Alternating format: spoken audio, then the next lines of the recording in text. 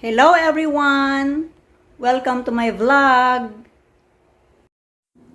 This time, we will learn how to solve sample problems on Newton's second law of motion, which is the law of acceleration. Come on! Join me, dear learners! Newton's second law of motion is what we call the law of acceleration. Therefore, acceleration is equal to the net force divided by mass. Net force is measured in newtons and mass is in kilograms. Therefore, the unit of acceleration is Newton per kilogram. Newton per kilogram is also equal to meter per second squared. 1 Newton is equal to 1 kilogram times meter per second squared over mass is in kilograms. So, what are the common units here? Kilogram and kilogram. Therefore, the unit of acceleration is equal to meter per second squared. So, this is how we derive the unit meter per second squared. Therefore, the unit of acceleration, which is Newton per kilogram, is also equal to a meter per second squared. So that's it. The unit for acceleration is equal to meter per second squared. So let's try solving sample problems about acceleration. According to the law of acceleration, acceleration is directly proportional to the net force but inversely proportional to its mass. Therefore, when we double the net force, what will happen with the acceleration? The acceleration will also be doubled. How about if we are going to double the mass? We assume that the net force is constant.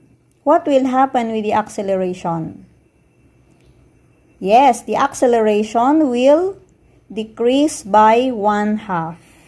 So by formula, acceleration is equal to the net force divided by mass. The unit is equal to meter per second squared. Next, how about if we are looking for the net force? The net force now is equal to, we cross multiply, acceleration multiplied by mass, or mass times acceleration. So what will be the unit of force? The unit of force is Newton. The unit for acceleration is meter per second squared. How about mass? The unit of mass is kilograms. So how do we get, or how do we arrive? Now, how are we going to compute for mass? Mass is equal to, so we are computing for mass. So mass is equal to the net force, or force, divided by acceleration, and the unit is kilogram. Let us try to solve sample problems. Let us try to solve a sample problem on acceleration. Suppose a 1 kilogram mass of ball is hit by a force. So the mass is 1 kilogram. It is hit by a force or net force of 12 newtons. So what will be the acceleration of the object or the ball? So acceleration now is equal to the net force divided by mass. So let us try to substitute the given values. Acceleration is equal to the net force, which is 12 newtons divided by 1 kilogram mass. So what is the mathematical formula that we are going to, this is our mathematical formula. So what is the mathematical operation that we are going to use? So this is 12 newtons divided by 1 kilogram is equal to 12 newtons over kilogram. Or Newton per kilogram is also equal to 12 Newton kilogram is also equal to 12 meters per second squared. So acceleration of the ball that is hit by 12 Newton force is equal to 12 meters per second squared. This time, what will happen with acceleration if we are going to double the force? From 12 newtons, we will make it 24 newtons. So let's see what will happen. So acceleration now is equal to the net force divided by mass. So applying the different quantities, force is equal to 24 newtons divided by the mass, which is 1 kilogram.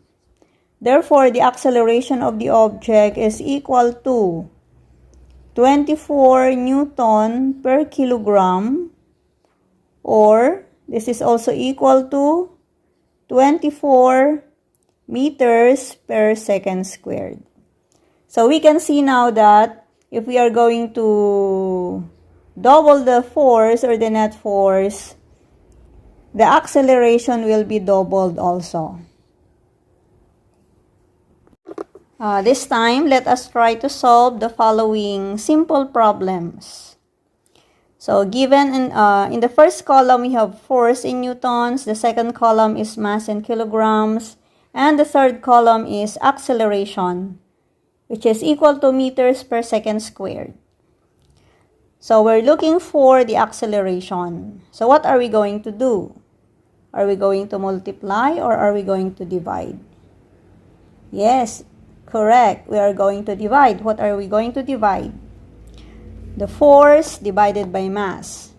So 100 newtons divided by 10 kilograms is equal to, correct, 10 meters per second squared. Next, we have 200 newtons and the acceleration is 50 meters per second squared. So what are we going to do now? So we are going to divide. What are we going to divide? In number 2, we are looking for mass. Therefore, mass is equal to force divided by acceleration. So 200 newtons divided by 50 meters per second squared is equal to, correct, 4 kilograms. And in number 3, the given values are mass and acceleration. 5 kilogram mass accelerates at 4 meters per second squared. How much force is applied to the object? Okay, so what are we going to do? Yes, very good. We are going to multiply. Multiply mass and acceleration. So the force now is equal to 20. 5 times 4 is equal to 20 newtons. Why 20 newtons? Because kilogram meter per second squared is also equal to newton. 1 newton is equivalent to 1 kilogram meter per second squared. Therefore, the answer is 20 newtons. So did you understand now how to compute for sample problems on Newton's second law, which is the law of acceleration. So thank you for listening, and I hope you have learned something from our lesson.